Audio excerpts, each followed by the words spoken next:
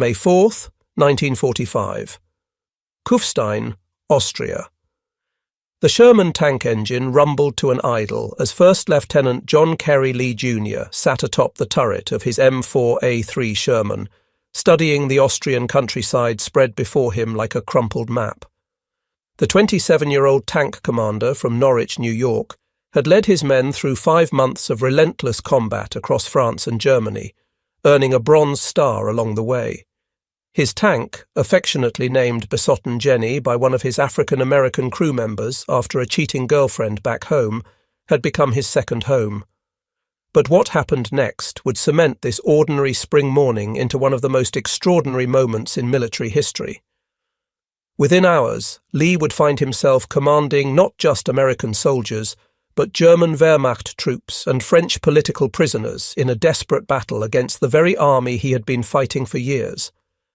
The mathematics of war were about to be rewritten in the most unexpected way imaginable.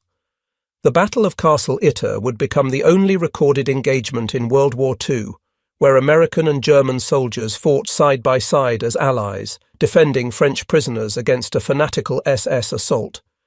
This wasn't propaganda or fiction. This was the last battle of World War II in Europe, and nobody who participated would ever forget what happened on that hill overlooking the Austrian Alps. The seeds of this impossible alliance had been planted 3 years earlier, in 1943, when Heinrich Himmler, the architect of the Holocaust and commander of the SS, decided to transform a medieval castle into a prison for France's most valuable hostages.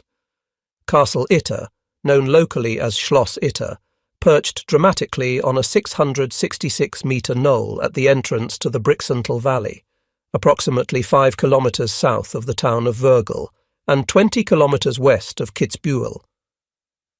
The structure had existed as a fortress since at least 1241, though historians suspected earlier constructions might have occupied the site since the 10th century. The castle had been rebuilt in 1532, then renovated extensively in 1878, eventually becoming a hotel in the early 20th century. When Germany annexed Austria in the Anschluss of 1938, the castle's fate changed dramatically. In late 1940, the German government officially leased the property from its owner, Franz Gruner. For 2 years, it remained relatively untouched, but on February 7, 1943, SS Lieutenant General Oswald Pohl, acting under direct orders from Heinrich Himmler, seized the castle from Gruner outright.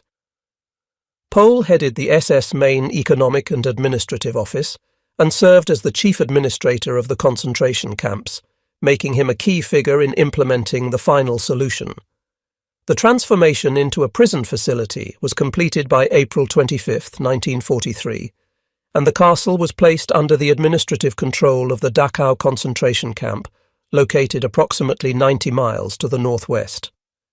The prisoners who would eventually call this fortress home represented a who's who of French political and military elite, each one valuable to the Reich as potential bargaining chips or sources of intelligence.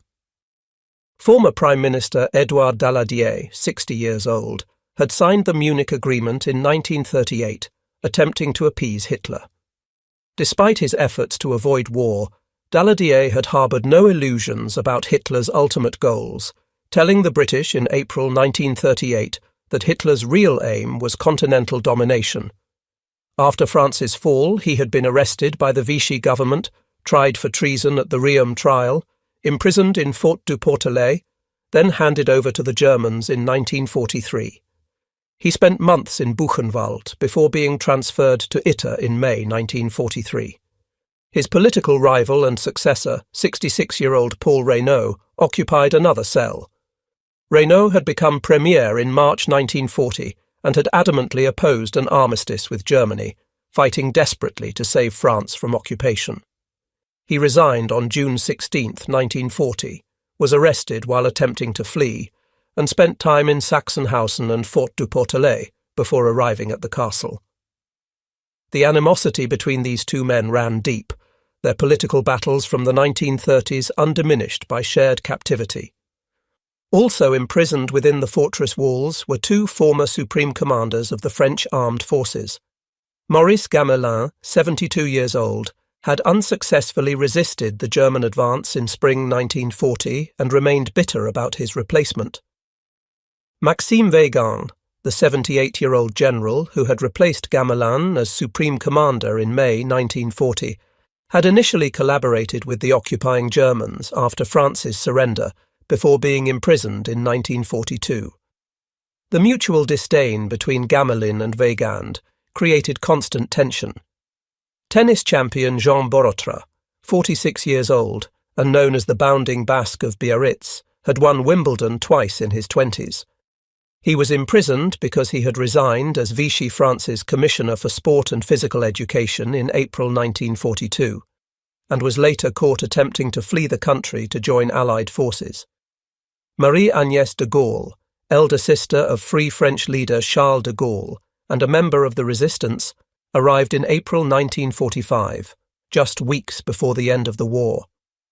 The roster also included François de la Rocque, the right-wing leader who despised labour organiser Léon Jouot, Michel Clemenceau, 71 years old and son of the World War I-era premier, and several others whose political diversity matched only their determination to maintain old rivalries despite shared captivity. They ate at separate tables in the small dining room, their heated exchanges providing perverse entertainment for their German captors. Despite the interpersonal tensions, life at ITA was considerably better than at virtually any other German-run prison.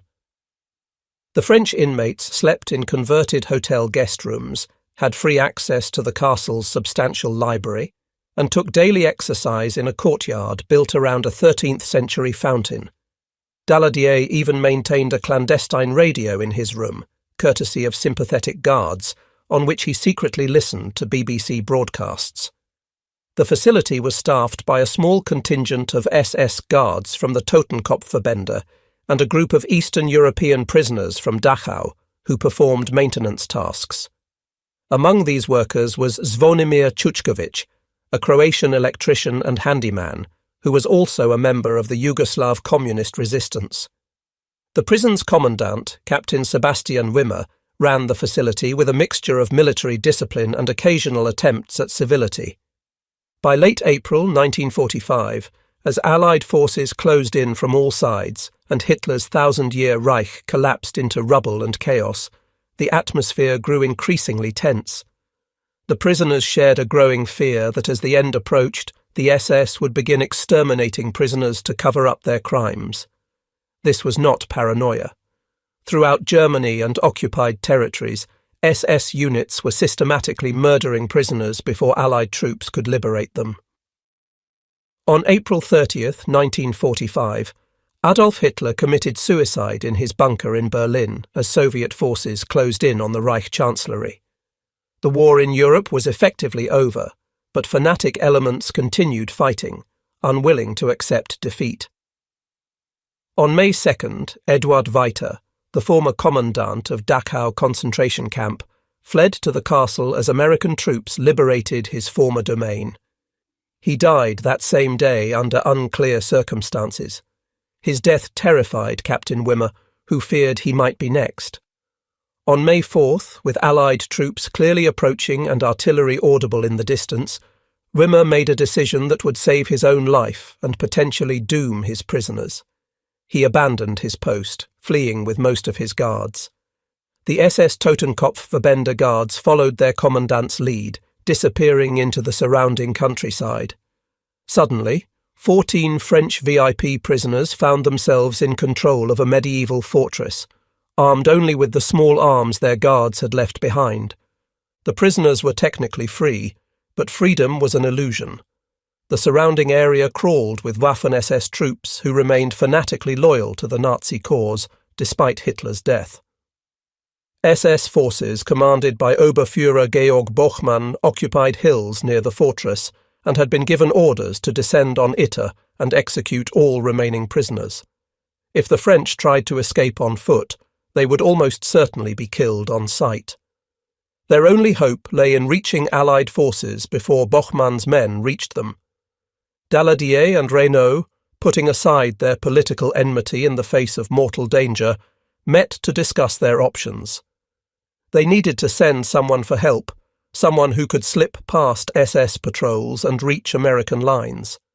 They decided to send Chuchkovic, the Croatian handyman who had worked at the fortress throughout their captivity.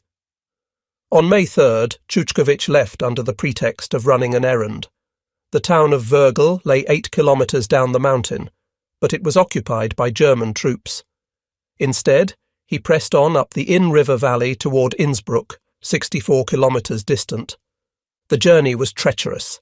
Waffen-SS units patrolled the roads, shooting anyone suspected of desertion or collaboration. Austrian civilians who hung white flags from their windows were fired upon by roaming execution squads. Males of military age were summarily executed as possible deserters. Chuchkovic moved carefully, avoiding main roads when possible, taking advantage of his knowledge of the terrain and his ability to pass as a local worker.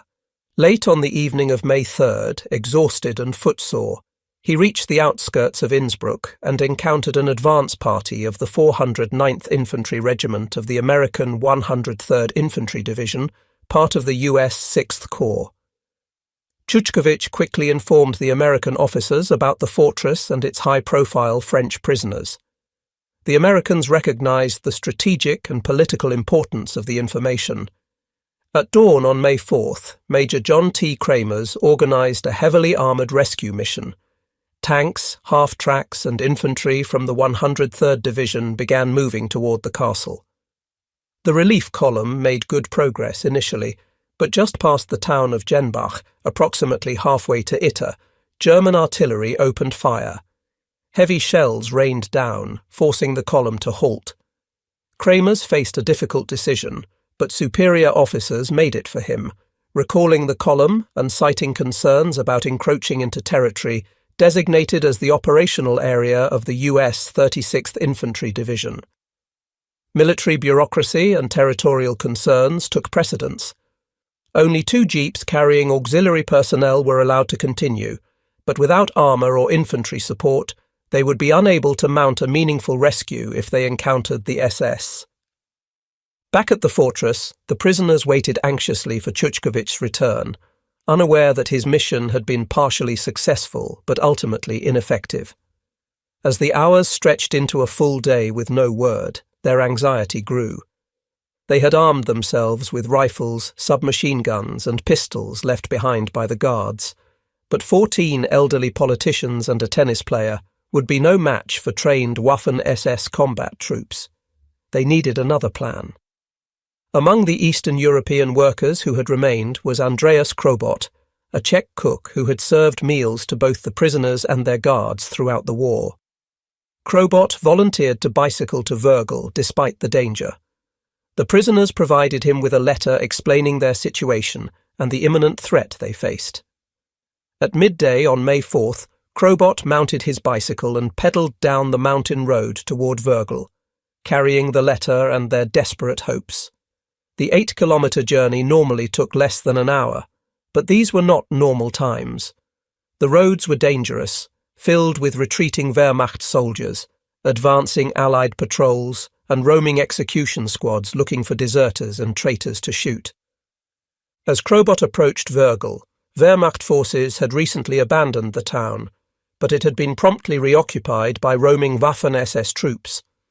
The town's Austrian residents had hung white sheets and Austrian flags from their windows, signalling their intent to surrender to approaching American forces without resistance. SS head Heinrich Himmler had issued explicit orders that any town attempting to surrender rather than fighting the Allies was guilty of treason, and all military-age males were to be shot on sight. The SS took these orders seriously. Snipers watched the windows, and execution squads patrolled the streets. As Krobot entered the outskirts of Würgl, an SS patrol spotted him. He was seconds from being stopped, questioned, and likely shot when a door burst open and someone pulled him roughly into a nearby house.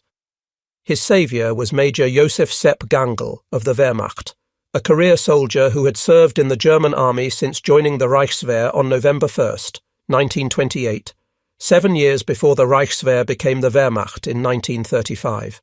Gangel had commanded a battery with 105mm howitzers at the Battle of Kiev in Ukraine in 1941 as part of Army Group South on the Eastern Front.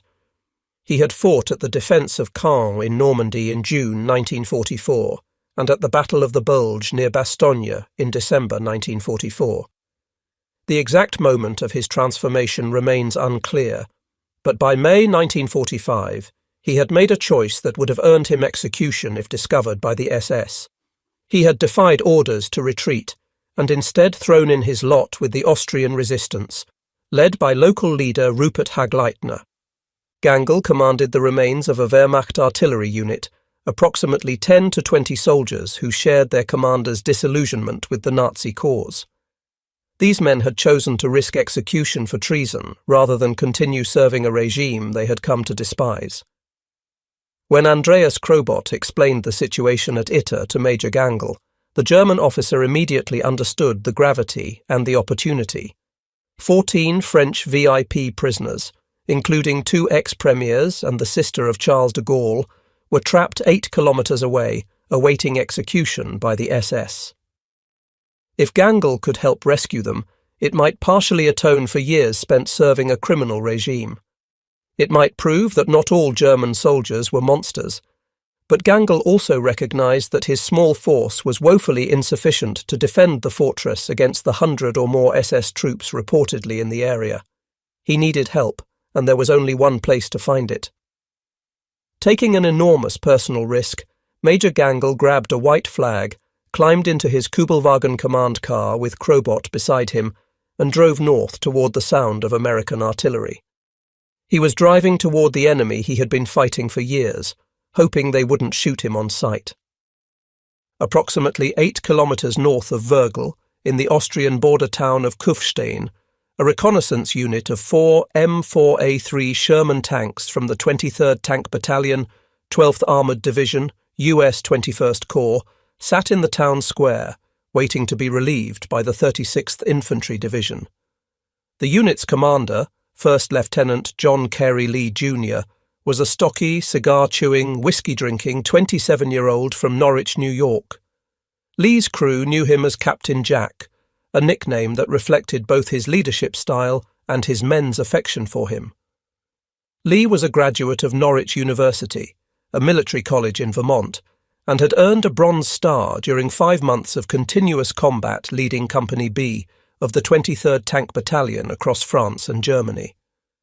His crew included Sergeant William Rushford, Corporal Edward J. Shimchick, a quiet but deadly accurate gunner from New York, Corporal Edward J. Siner, and Private First Class Herbert G. McHaley. The relationship between Lee and his men was built on 5 months of shared danger and mutual respect. When Major Gangel's Kübelwagen rolled into Kufstein on the afternoon of May 4th, flying an enormous white flag, American sentries nearly opened fire before recognizing the surrender signal. Gangel stepped out slowly, hands raised, still wearing his Wehrmacht uniform and decorations. He was taken immediately to Lee's forward position. Through a combination of Gangel's decent English and gestures, the German major explained the situation. 14 French VIP prisoners trapped in a fortress 8 kilometers away. Waffen-SS forces preparing to attack and execute them. A small Wehrmacht force willing to fight against the SS to protect the prisoners. American help desperately needed. Most American officers, exhausted after 5 months of combat and with peace just days away, would have been reluctant to risk their men's lives in the final hours of the war for a mission far outside their operational area involving cooperation with enemy soldiers. John Lee was not most officers. Without hesitation, Lee volunteered to lead a rescue mission. He radioed his battalion headquarters, explained the situation, and requested permission to mount a rescue operation. His superiors, recognizing both the military value of rescuing high-profile French prisoners and Lee's determination to attempt the mission regardless of permission, approved the operation. Lee immediately began organizing his relief force. Lee's initial plan was ambitious. He would take Besotten Jenny plus Lieutenant Wallace S. Holbrook's Bosch Buster, along with 6 soldiers from the All-African American Company D, 17th Armoured Infantry Battalion, to ride atop the tanks as extra firepower. At the last moment, recognizing the need for additional armour, Lee requisitioned 5 more Shermans and supporting infantry from the recently arrived 142nd Infantry Regiment of the 36th Division. The column that rolled out of Kufstein on the afternoon of May 4th represented an extraordinary alliance forged in the dying hours of World War II. Leading the column was Lee's Sherman, its 76mm gun traversing slowly as Lee scanned for threats. Behind it came Holbrook's Bosch Buster and 5 additional Shermans from the 142nd Regiment. 6 African-American soldiers from the 17th Armoured Infantry Battalion clung to the tanks' hulls, their rifles at the ready. Major Gangl rode in his Kubelwagen alongside Lee's lead tank, with Andreas Krobot beside him to show the way. Following behind was a truck carrying Gangl's 10 Wehrmacht soldiers, wearing their German uniforms and carrying German weapons. This mixed American-German column represented something unprecedented in modern warfare.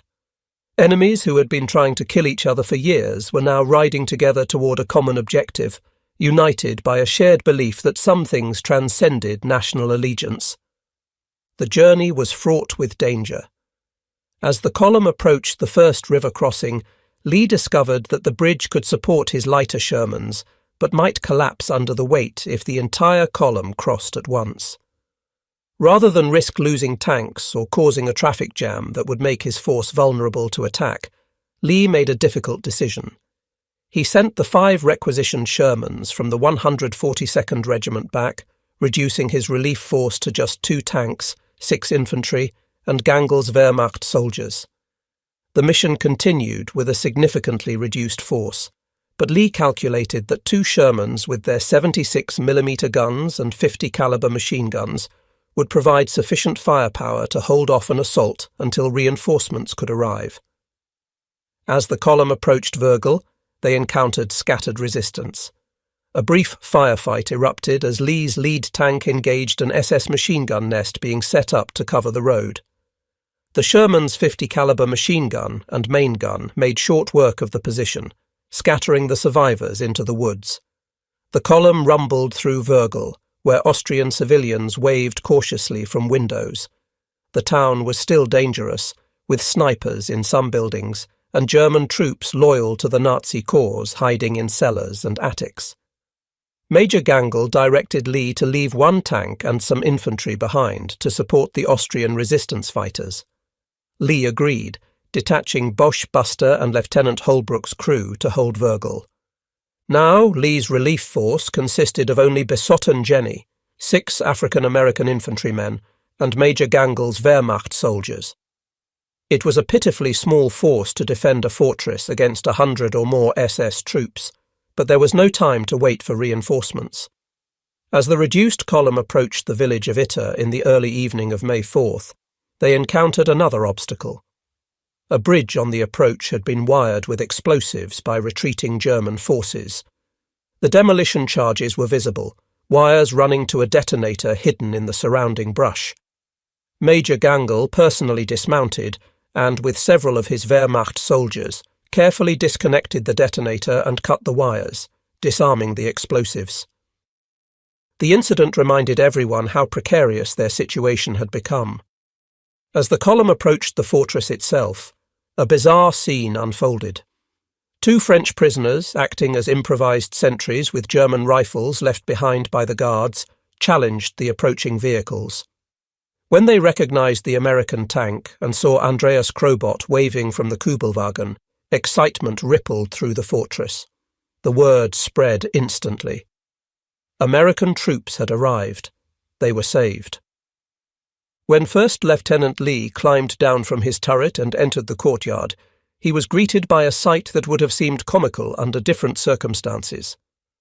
14 elderly French prisoners crowded forward to shake his hand and thank him in rapid French. The ex-premiers Daladier and Reynaud, political enemies who had barely spoken to each other in months, both rushed forward to greet their rescuer. Tennis champion Borotra pumped Lee's hand with vigour. Marie-Agnès de Gaulle expressed her gratitude with characteristic French formality. The prisoners' enthusiasm was tempered by concern when they realized the size of Lee's relief force. They had hoped for a battalion, perhaps a full company at minimum. Instead, they received one Sherman tank, fewer than a dozen American soldiers, and a handful of German Wehrmacht troops. Major Gangl found himself in the awkward position of being introduced to the French prisoners he had come to rescue. Some, particularly the military men like Generals Gamelin and Weygand, regarded the German major with suspicion and barely concealed hostility. Others, recognizing the courage required for Gangl to turn against his own army, offered cautious respect. The prisoners also introduced Lee to another unexpected defender. Captain Kurt Siegfried Schrader, an SS Hauptsturmführer who had been convalescing in the nearby village after being wounded in combat, had befriended some of the French prisoners during his recovery. When the guards fled and the prisoners realized they were in danger, they had asked Schrader to take charge of their defense. Schrader, like Gangl, had become disillusioned with the Nazi regime and had chosen to protect the prisoners rather than abandon them.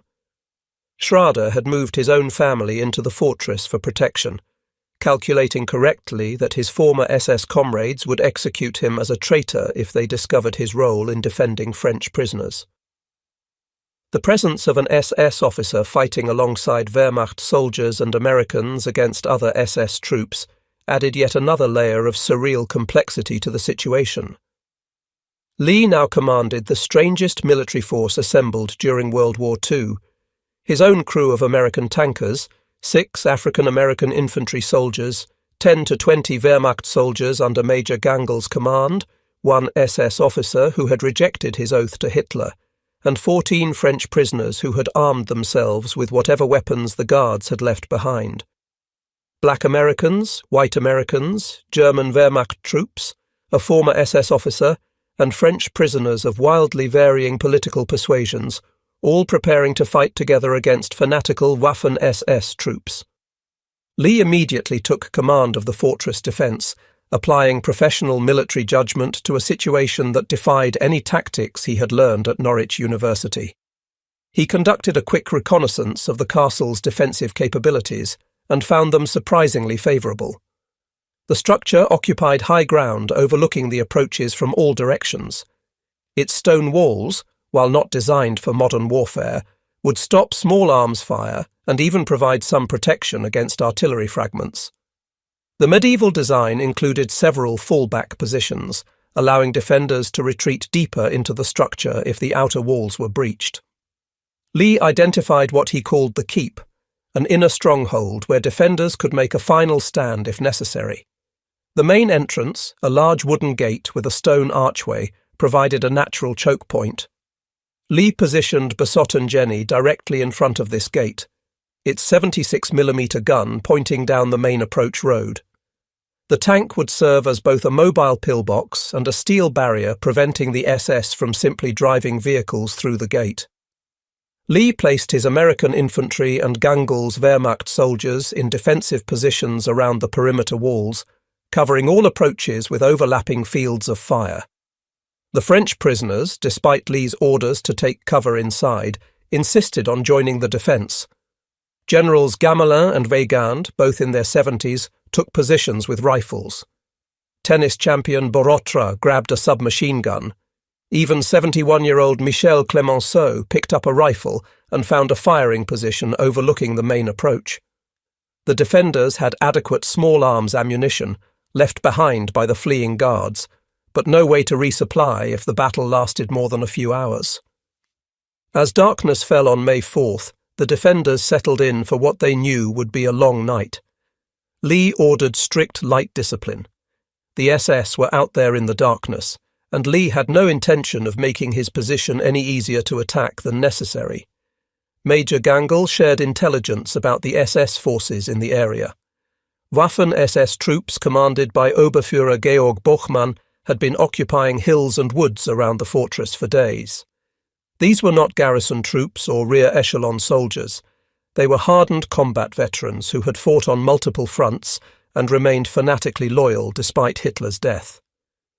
Gangl estimated their strength at between 100 and 150 men, possibly more, equipped with small arms, machine guns, mortars, and at least one 88mm anti-tank gun. The defenders, by contrast, numbered fewer than 40, including the French prisoners. The odds were not favourable.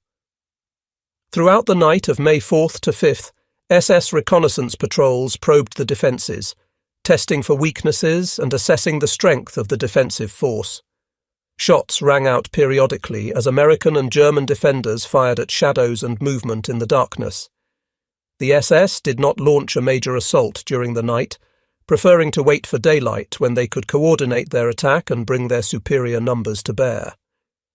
Inside the fortress, the unlikely coalition tried to rest in shifts while maintaining watch. American soldiers shared cigarettes and coffee with Wehrmacht troops who, just days earlier, they would have been trying to kill. The French prisoners talked quietly among themselves, their political differences temporarily forgotten in the face of shared danger. As dawn broke on May 5, 1945, the defenders could see what they faced. Waffen-SS troops had taken up positions in the woods surrounding the fortress during the night, using the cover of darkness to move into assault positions. The morning mist rising from the valley floor provided additional concealment as the SS finalised their preparations. At approximately 7 o'clock in the morning, the attack began.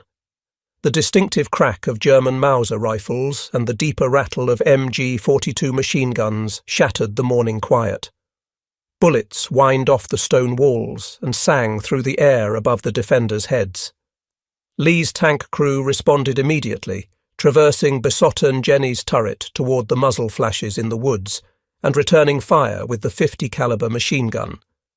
The assault began in earnest around 8 o'clock, when a force of between 100 and 150 Waffen-SS soldiers advanced toward the fortress. The attackers moved with professional discipline, using fire and maneuver tactics, with one group providing covering fire while another moved forward. The defenders poured rifle and machine gun fire into the advancing troops, forcing them to take cover and slowing their advance. Besotten-Jenny's 76mm gun boomed repeatedly, high explosive shells detonating among the SS positions, throwing earth and shrapnel in all directions. The Sherman's machine guns rattled continuously, forcing the attackers to keep their heads down. On the walls, American soldiers, German Wehrmacht troops, and French prisoners fought side by side. Corporal Edward J. Shimczyk, Lee's gunner, methodically worked his way through targets, adjusting his aim after each shot with the precision that had made him legendary in Company B. The 6 African-American soldiers from the 17th Armoured Infantry Battalion, veterans of months of combat across Europe, fired with disciplined accuracy, making every shot count. Major Gangl moved constantly along the defensive perimeter, directing his Wehrmacht soldiers, encouraging the defenders, and coordinating fire with Lee. The German major's experience showed in the way he anticipated enemy tactics and positioned his men to counter each assault. Former General Maurice Gamelin, who had commanded all French forces at the start of the war, found himself once again under fire. The 72-year-old general handled his rifle with the competence of a man who had spent a lifetime in military service. Jean Borotra moved from position to position with the athleticism that had made him a tennis champion, carrying ammunition to defenders who were running low and helping wounded men to cover. The SS pressed their attack with fanatical determination. Small groups of stormtroopers attempted to rush the gate, only to be driven back by Besotten-Jenny's machine guns and concentrated rifle fire from the walls. Mortar rounds began falling inside the courtyard, forcing defenders to take cover and disrupting their defensive fire. Around mid-morning, Major Gangl managed to reach the Austrian resistance in Wörgl by telephone, requesting immediate reinforcements. The resistance could offer little help, only 3 additional fighters, 2 German soldiers who had joined Gangl's Wehrmacht group, and an Austrian teenager who had been fighting with the partisans. These 3 brave men climbed into a car and drove toward the fortress through roads still patrolled by SS execution squads, reaching the stronghold and joining the defenders just as the situation was becoming desperate. By noon, the defenders were running critically low on ammunition, Every bullet had to count. Lee ordered his men to fire only at clearly visible targets to make every shot matter. The Sherman's ammunition storage was more than half depleted, with high-explosive shells running particularly low. Worse still, Bochmann's forces had brought up their ace weapon. The distinctive crack of an 88mm gun echoed across the valley, and seconds later, a high-velocity anti-tank round slammed into Besotten-Jenny. The German 88mm gun was one of the most feared weapons of World War II, originally designed as an anti-aircraft weapon, but equally effective against tanks and fortifications. The round punched through the Sherman's armour, disabling the tank's ability to fight. Lee ordered his crew to abandon the vehicle and fall back to the walls. Without Besotten-Jenny's guns providing suppressive fire, the attackers pressed their advantage, advancing closer to the gate. At approximately 1 o'clock in the afternoon, as ammunition ran critically low and the SS prepared what appeared to be a final assault on the gate, Major Joseph Gangl noticed former Prime Minister Paul Reynaud exposed to fire from an SS sniper position in the woods. The 66-year-old Reynaud stood near a window, seemingly unaware of the danger. Gangl, without hesitation, rushed across the courtyard to pull Reynaud to safety. As the German major reached Reynaud and began pushing him away from the window, a 7.92 by 57mm Mauser round fired by an SS sniper struck Gangl in the head. The shot was instantly fatal. Major Josef Sepp Gangl, who had served in the German army since joining the Reichswehr on November 1, 1928, who had fought from the Battle of Kiev in Ukraine to Normandy to Bastogne, who had survived years of brutal combat only to reject Nazi ideology and join the Austrian resistance, who had risked everything to save 14 French prisoners he had never met, fell defending the man he had come to protect. His body collapsed at Reynaud's feet. The defenders, seeing their German ally fall, were momentarily stunned. Then anger replaced shock. The firing intensified as American soldiers, German Wehrmacht troops and French prisoners poured fire toward the sniper position. Lee made a tactical decision that undoubtedly saved the fortress. He began pulling his defenders off the outer walls and consolidating them deeper inside, preparing for a final stand in the keep. As Lee organized this fighting withdrawal, an SS squad was bringing a Panzerfaust anti-tank rocket into position to blow open the main gate. Once the gate was destroyed, nothing would stop Bochmann's men from storming into the courtyard and executing everyone inside. Tennis champion Jean Borotra approached Lee with an audacious proposal. He would vault the wall, run through the SS lines, and reach the American reinforcements that Lee had called for hours earlier. It was a suicide mission. The odds of Borotra, a man of 46, successfully running through a gauntlet of SS troops who were actively trying to kill him, were vanishingly small. But Borotra had been a world-class athlete, and at 46, he retained much of his speed and agility. More importantly, he understood that if he didn't try, everyone in the fortress would die. Lee, seeing no alternative and respecting the Frenchman's courage, agreed. At approximately 3 o'clock in the afternoon, Jean Borotra, the bounding Basque, lived up to his nickname one final time. He climbed to the top of the wall, paused for just a moment, and then leaped down to the ground outside, a drop of several meters that he absorbed with the rolling landing technique he had perfected in decades of athletic competition. Borotra landed, rolled to his feet, and ran. SS troops saw him immediately and opened fire. Bullets kicked up dirt around his feet and whined past his head. Borotra dodged and weaved, using every bit of speed and agility he possessed, running as he had never run before. He disappeared into the woods, the SS firing after him, and for long minutes the defenders had no idea whether he had been killed or had somehow made it through. Inside the fortress, the situation was becoming hopeless. Ammunition was nearly exhausted. The defenders could see SS troops preparing for a final assault. The Panzerfaust team was moving into position. Lee gathered his remaining men, American and German, in the keep, preparing for close-quarters combat with bayonets and rifle butts when the ammunition ran out. The French prisoners, refusing to hide, stood with their rifles alongside the professional soldiers, determined to go down fighting. Daladier and Reynaud stood side by side, their political enmity forgotten. General Weygand, who had collaborated with the Germans after France's surrender, prepared to die fighting them. It was a moment that would have been impossible to imagine just days earlier. Then, at approximately 4 o'clock in the afternoon, a sound echoed from the direction of the main road. Not the crack of German weapons, but the deeper boom of American tank cannons and the distinctive sound of American .50 caliber machine guns. The SS troops preparing to assault the gate suddenly came under fire from behind. Sherman tanks from the 142nd Infantry Regiment, responding to Lee's earlier call for reinforcements, and guided to the fortress by Jean Borotra, who had miraculously survived his run through enemy lines, had arrived at the critical moment. The relief column included multiple tanks and a company of infantry, more than enough force to turn the tide. Bochmann's men, caught between the defenders in the fortress and the American relief force, broke and ran. Some were cut down as they fled.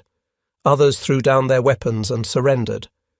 Approximately 100 SS prisoners were taken by the American relief force, while the rest scattered into the woods, disappearing into the Austrian countryside where many would evade capture for weeks. The Battle of Castle Itter was over. The unlikeliest battle of World War II had lasted approximately 9 hours, from the first shots at dawn to the arrival of the relief force in late afternoon. In that time, approximately 40 defenders, including 14 elderly French prisoners, had held off between 100 and 150 SS troops, inflicting significant casualties and preventing the execution of 14 people who would play crucial roles in rebuilding France after the war. The cost of this remarkable victory was incredibly light considering the odds. 4 defenders were wounded, none seriously enough to be life-threatening. Only 1 defender died during the battle. Major Joseph Sepp Gangl, shot by an SS sniper while protecting Paul Reynaud, gave his life for a cause he had served for only a few days, but had embraced completely. The French prisoners were evacuated to France that same evening, travelling under American military escort through Austria and Germany to Paris, where they arrived on May 10, 1945. For his extraordinary heroism in connection with military operations against an armed enemy, First Lieutenant John C. Lee, Jr. was promoted to captain and awarded the Distinguished Service Cross, the second highest military decoration for soldiers who display extraordinary heroism in combat with an armed enemy force. The citation accompanying Lee's award read in part, "Captain Lee, with a small group of soldiers, infiltrated into hostile territory, demoralized enemy forces, prevented the destruction of 2 key bridges, and caused 200 German soldiers to surrender." He found many prominent French prisoners at Itter Castle and immediately organized a defense with both American and German troops. Despite a fanatical SS attack and heavy artillery barrage, Captain Lee's men held until friendly troops arrived. Captain Lee's intrepid actions, personal bravery, and zealous devotion to duty exemplify the highest traditions of the military forces of the United States. Lee would die in 1973, having lived a full life, but never forgetting the strange battle he fought on a hill in Austria in the war's final hours. Major Joseph Gangl was honoured as an Austrian national hero, and a street in the town of Wörgl was named after him. The Sepp-Gangl-Strasse serves as a permanent reminder that courage and humanity can transcend national allegiance, and that redemption is possible even in the darkest circumstances. Captain Kurt Siegfried Schrader, the SS officer who had fought alongside Americans and Germans to protect the French prisoners, was arrested after the battle and charged by US forces for his former affiliation with the Nazi Party and the SS. He received a 2-year sentence, which was subsequently shortened in recognition of his efforts at Itter. Schrader lived until 1995, carrying with him the knowledge that in the final days of the war he had chosen to protect innocents rather than participate in their murder. The Battle of Castle Itter has been dubbed by popular accounts and historians as the strangest battle of World War II, and with good reason. It was fought 5 days after Adolf Hitler's suicide, and only 3 days before Germany's unconditional surrender on May 7, 1945, which took effect on May 8 at 23:01 Central European Time. It represents the only known engagement in World War II where American and German soldiers fought together as allies against other German forces. It featured American tankers, African-American infantry, German Wehrmacht soldiers, a former SS officer, French prisoners spanning the political spectrum from right-wing to Labour Union leadership, and Austrian resistance fighters, all united against fanatical SS troops. Édouard Daladier, after his liberation, returned to French politics and was elected to the Chamber of Deputies in 1946, serving until 1958. He provided continuity and experience in rebuilding France's democratic institutions after years of Vichy collaboration and German occupation. He also served as mayor of Avignon from 1953 to 1958. Daladier died in Paris on October 10, 1970, at the age of 86, having lived long enough to see France transformed into a prosperous democracy and founding member of the European Economic Community. Paul Reynaud also returned to political life after liberation, elected to the Chamber of Deputies in 1946, and appointed to several cabinet positions during the Fourth Republic. He remained a prominent figure in French politics for years, advocating for European integration and Franco-German reconciliation. Reynaud never forgot that a German major died saving his life, and he spoke publicly about Gangel's courage on multiple occasions. Reynaud died on September 21, 1966, at the age of 87. Generals Maurice Gamelin and Maxime Weygand, despite their mutual antipathy and checkered records during France's defeat in 1940, both contributed to post-war France in different ways. Gamelin wrote extensively about the fall of France and the lessons learned from military defeat. Weygand faced legal consequences for his collaboration with Vichy France, but was eventually cleared and lived quietly until his death. Both men provided institutional memory and professional military expertise as France rebuilt its armed forces. Tennis champion Jean Borotra, whose athletic prowess and courage had helped save the fortress defenders by running through SS fire to reach reinforcements, returned to tennis and sports administration. He continued playing competitive tennis into his 70s and became a beloved figure in French sports, always willing to tell the story of the strangest battle of World War II and the unlikely heroes who fought it. Borotra died on July 17, 1994, at the age of 95. Léon Jouhaux, the trade union leader whose presence at the fortress alongside right-wing figures like François de la Rocque had created constant tension, returned to labour activism and was awarded the Nobel Peace Prize in 1951 for his efforts in promoting international labour rights and cooperation. He died in 1954, having helped shape post-war labour relations in France. François de la Rocque, despite his right-wing politics and leadership of the Croix de Feu organisation in the 1930s, had been imprisoned for his resistance activities under Vichy. After liberation, he returned to France, but remained largely out of public life until his death in 1946. Marie-Agnès de Gaulle, elder sister of General Charles de Gaulle, returned to France and provided quiet support for her brother's political career as he led France first as head of the Provisional Government and later as President of the Fifth Republic. She lived a long life, dying in 1982, proud of her brother's achievements and her own role in the resistance.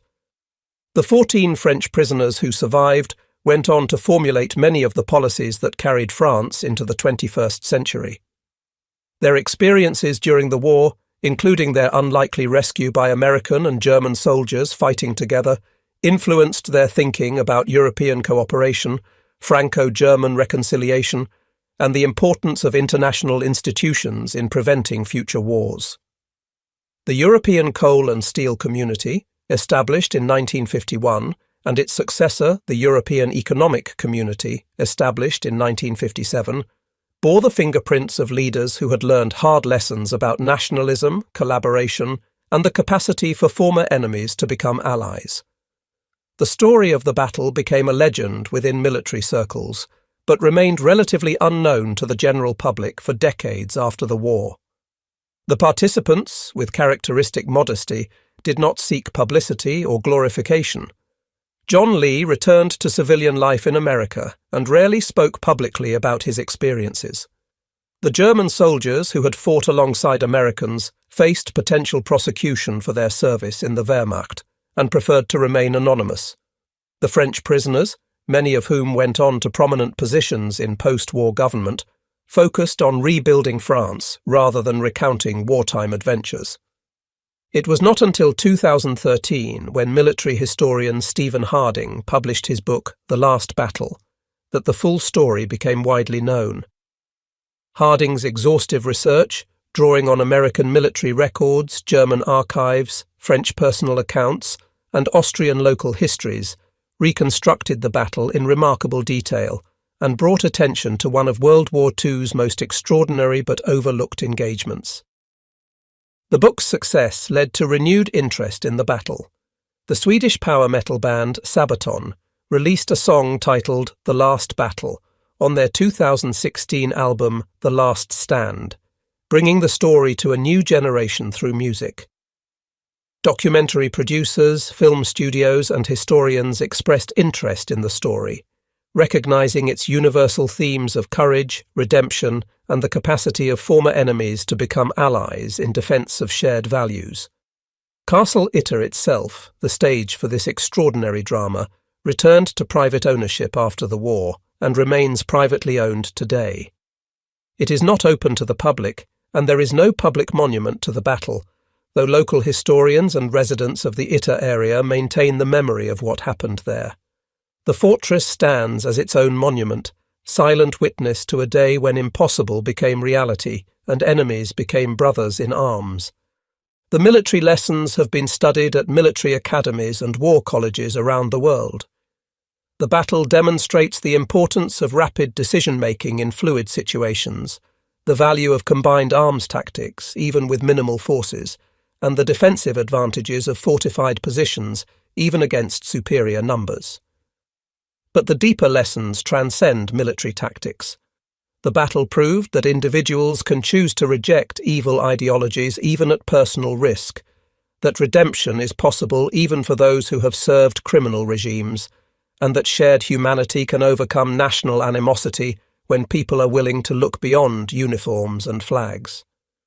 The story of Major Josef Gangl, who turned against the Nazi regime he had served since 1928, and died protecting French prisoners from execution by his former comrades, became a powerful narrative in post-war Austria. Austria, which had been incorporated into the Third Reich through the Anschluss of 1938 and had provided enthusiastic support for Nazi policies, needed examples of Austrian resistance to help rebuild national identity. Gangl, along with the Austrian resistance fighters of Wörgl, who fought alongside him, provided that example. The Sepp-Gangl-Strasse in Wörgl serves not just as a memorial to one man, but as a reminder of what courage looks like when the world is ending and nothing makes sense except the imperative to do what is right. The African-American soldiers who fought at the fortress returned to an America that was still segregated, where their military service and valor earned them little respect or recognition in many parts of the country. The 6 men from Company D, 17th Armoured Infantry Battalion, who rode atop Sherman tanks into battle and fought alongside white Americans and German soldiers to protect French prisoners, came home to face discrimination and second-class citizenship. Their names are recorded in military records, but their individual stories after the war remain largely unknown. They represent the thousands of African-American soldiers who served with honour in World War II, despite facing racism at home, and whose service helped pave the way for the civil rights movement that would transform America in the decades after the war. The German Wehrmacht soldiers who fought alongside Americans faced uncertain futures after the war. Some were briefly held as prisoners of war before being released. Others melted back into Austrian or German society, carrying with them the secret knowledge that in the war's final days, they had chosen to fight for something greater than national loyalty. Many never spoke publicly about their role, fearing retribution from former SS members or prosecution for their Wehrmacht service. The question of how German soldiers like Gangl and his men, and even the SS officer Schrader, came to reject Nazi ideology in the final days remains complex and important. The easy answer is that they saw defeat coming and wanted to be on the winning side. This explanation, while cynically plausible, does not fully account for their actions. If survival was their only goal, they could have simply deserted and hidden until American forces arrived, as thousands of German soldiers did in the final weeks. Instead, Gangl and his men actively sought out American forces, proposed a rescue mission that would put them in danger, and then fought alongside Americans against SS troops who would execute them as traitors if captured. This goes well beyond self-preservation. A more nuanced explanation recognizes that many German soldiers, even those who had served loyally for years, gradually became disillusioned as the true nature of the Nazi regime became impossible to ignore. The systematic murder of civilians, the suicidal military strategies that sacrificed soldiers' lives for no tactical gain, the SS's increasingly brutal treatment of German and Austrian civilians who showed any hint of defeatism, all contributed to a growing recognition that the regime they served was evil. For professional soldiers like Gangl, the final straw may have been the SS's orders to execute military-age males in towns that displayed white flags, essentially murdering German and Austrian civilians for wanting peace. A soldier could rationalize fighting for his country even under an evil regime, but being ordered to murder his own people for wanting the war to end crossed a line. Gangl's decision to join the Austrian resistance and protect the civilians of Wörgl from SS execution squads suggests this was his motivation.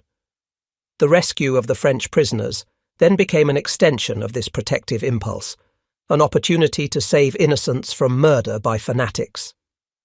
Captain Kurt Siegfried Schrader's path to rejecting the SS was different but equally significant. As an SS officer, Schrader had sworn personal loyalty to Adolf Hitler and to the SS's code of absolute obedience. For him to turn against the organization that had defined his adult identity required a profound psychological break. The fact that he did so, that he moved his own family into the fortress to protect both them and the French prisoners, that he fought against his former comrades knowing he would be executed as a traitor if Borchmann's forces won, demonstrates that even members of fanatical organizations can experience moral awakening and choose a different path. The French prisoners displayed remarkable courage in fighting alongside their rescuers rather than hiding in the interior. These were elderly men, politicians and generals in their 60s and 70s, a tennis player in his mid-40s, all civilians by any reasonable definition. They had no military obligation to fight. Yet when Lee ordered them to take cover, they refused, insisting on manning defensive positions alongside the American and German soldiers. Gamelin and Weygand, despite their age and their checkered records during France's defeat in 1940, fought with rifles like young soldiers. Jean Borotra not only fought, but volunteered for the suicide mission of running through enemy lines to summon help. Michel Clemenceau, 71 years old, took up a rifle rather than hide in safety. This courage stemmed partly from military training for the generals and athletic conditioning for Borotra, but more fundamentally from recognition that everyone's survival depended on everyone fighting. They understood that if the SS breached the defences, they would all be executed. There would be no prisoners taken, no mercy shown. Their choice was to fight or die. They chose to fight. The political diversity among the French prisoners makes their unity in combat even more remarkable. Daladier and Reynaud were bitter political rivals who had barely spoken to each other in months of captivity. General Weygand had collaborated with Vichy France after the surrender, earning the contempt of resistance members. François de la Rocque's right-wing Croix de Feu organization was anathema to Labour leader Léon Jouhaux. Yet in the crucible of combat, these differences evaporated. They fought as Frenchmen, as fellow prisoners, as human beings whose lives depended on cooperation. This temporary unity did not survive the war, Most returned to their political battles afterward, but for one day they demonstrated that even the deepest political divisions can be transcended when survival demands it. The Battle of Castle Itter stands as one of World War II's most extraordinary engagements not because of its strategic importance, it changed no major outcomes, but because of what it reveals about human nature. In the war's final hours, when hatred should have been at its peak and cooperation impossible, Americans and Germans fought together. A Wehrmacht major and an SS captain rejected their oaths and died or risked death to protect enemy prisoners. French politicians set aside their feuds. African-American soldiers served with distinction despite knowing they would return to a segregated homeland. An Austrian resistance fought alongside former occupiers. A Croatian communist, a Czech cook, and a French tennis champion all played crucial roles in preventing a massacre. These unlikely alliances, forged in desperation but sustained by shared values, demonstrated that humanity's capacity for cooperation and compassion can survive even history's darkest moments. The relevance of the battle extends beyond World War II history. In an era of increasing political polarization, nationalism, and the demonization of opponents, the battle provides a powerful reminder that former enemies can become allies, that shared values can transcend national identity, and that individuals can choose to reject toxic ideologies even when doing so carries enormous personal risk. Major Josef Gangel's decision to turn against the Nazi regime did not erase his years of service. It did not make him a lifelong resistance fighter or rewrite his biography. It was simply one man, at one moment, making a choice to do what was right regardless of the cost. That choice cost him his life, but it also redeemed his legacy and demonstrated that it is never too late to reject evil and embrace what is right. The French prisoners at the fortress, representing vastly different political philosophies and harbouring genuine personal animosities toward each other, set aside those differences when survival required cooperation. They did not suddenly agree on politics or become friends. After the war, many returned to their old political battles. But on May 5, 1945, faced with execution by SS troops, they recognized that their shared humanity and shared danger mattered more than their political disagreements. First Lieutenant John Lee's willingness to risk his life and his men's lives to rescue prisoners he had never met, who were nationals of an allied country but foreign country, who could do nothing to advance his military career or personal interests, exemplifies a kind of moral courage that transcends national self-interest. Lee acted because it was right, not because it was strategic or beneficial. His decision to accept the help of German soldiers, trusting his former enemies to fight alongside him, showed a pragmatism and humanity that military doctrine rarely accounts for. Lee judged individuals by their actions in the present, not their uniforms or their past. Major Gangel wore a Wehrmacht uniform and had fought for Nazi Germany since 1928, but when he offered to help rescue French prisoners from execution, Lee accepted that offer without hesitation. This ability to see past categories and labels to the individual person making choices in the moment is a rare gift. The African-American soldiers who fought at the fortress, serving a country that treated them as second-class citizens, demonstrated a commitment to ideals rather than to imperfect realities. They fought for democracy and freedom even though those ideals were not fully extended to them at home. Their service throughout World War II helped create the moral foundation for the civil rights movement that would transform America in the following decades. Stephen Harding, whose book The Last Battle brought the story to public attention in 2013, wrote that the battle was important not just as a military engagement, but as a demonstration of what humans are capable of when they choose courage and principle over convenience and convention. Harding noted that every participant made choices that defied expectations. The Americans chose to risk their lives for foreign prisoners. The Germans chose to fight against their own countrymen. The French chose to fight alongside their German rescuers. The SS officer chose to reject his organization's fanaticism. Together, These choices created a moment of grace in the midst of humanity's darkest war. The popularity of Harding's book and the subsequent interest in the battle suggest that modern audiences hunger for stories that transcend simple narratives and reveal the complexity of human nature. The sight of Americans and Germans fighting together against a common enemy, even when those Germans had recently been the enemy, provides hope that reconciliation is possible, that former enemies can become allies, and that shared values can overcome historical enmity. The physical location of the fortress, standing on its hill overlooking the Austrian Alps, serves as a permanent reminder of what happened there. Though privately owned and not open to the public, it is visible from the surrounding valleys and villages. Local residents know its history. Tour guides mention it when visitors pass through the area. It has become part of the region's identity, a source of local pride that in the final hours of Europe's darkest war, Austrians, Americans, Germans and French stood together against evil. The Sepp Gangelstrasse in Wörgl ensures that Josef Gangel's name and sacrifice will not be forgotten. Every resident who uses that street, every visitor who notices the sign, is reminded that a German major chose to die protecting French prisoners from his own countrymen. The street name does not erase Gangel's earlier service to the Nazi regime, but it honours his final choice and recognises that redemption is possible for those brave enough to reject evil, even when doing so costs everything. The story of the battle is ultimately a story of hope.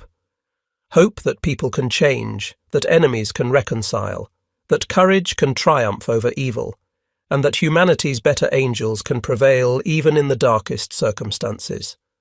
On May 5, 1945, in the dying hours of history's deadliest war, a group of unlikely allies proved that these things are not just possible, but achievable. Their legacy continues to inspire, challenge, and remind us of what humans can accomplish when we choose to see the humanity in others, even our enemies, and act with courage and principle regardless of the cost.